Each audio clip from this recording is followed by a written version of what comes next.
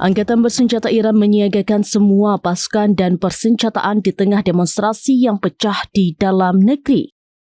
Bukan menghadapi pendemo, Teheran kini dihadapkan potensi adanya invasi besar dari Israel dan Amerika Serikat. Dari laporan Tehran Times, pasukan IRGC Laksamana Muda Habibullah Syayari menuturkan semua pasukan keamanan sedang bersiap. Para anggota juga memperkuat kemampuan tempur angkatan bersenjata. Pemerintah Iran juga memberikan peringatan keras kepada Amerika Serikat. Melalui Ketua Parlemen Muhammad Bakir Kalibaf, Teheran menyatakan bahwa jika Amerika Serikat melakukan serangan militer terhadap Iran, maka Iran akan membalas dengan menargetkan pangkalan Amerika Serikat di kawasan serta wilayah Israel yang disebut sebagai target sah.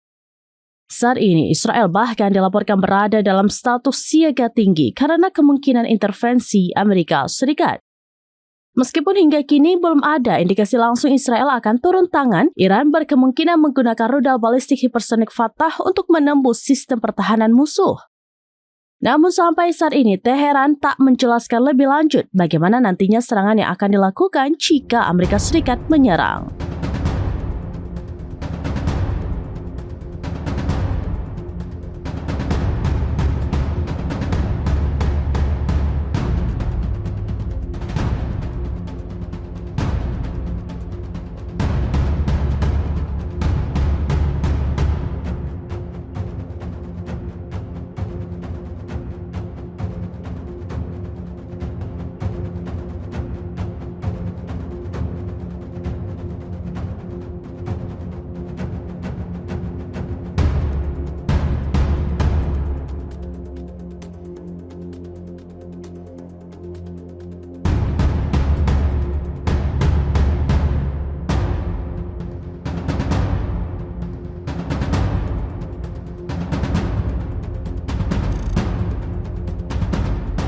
Sekarang, menghadirkan lokal menjadi Indonesia.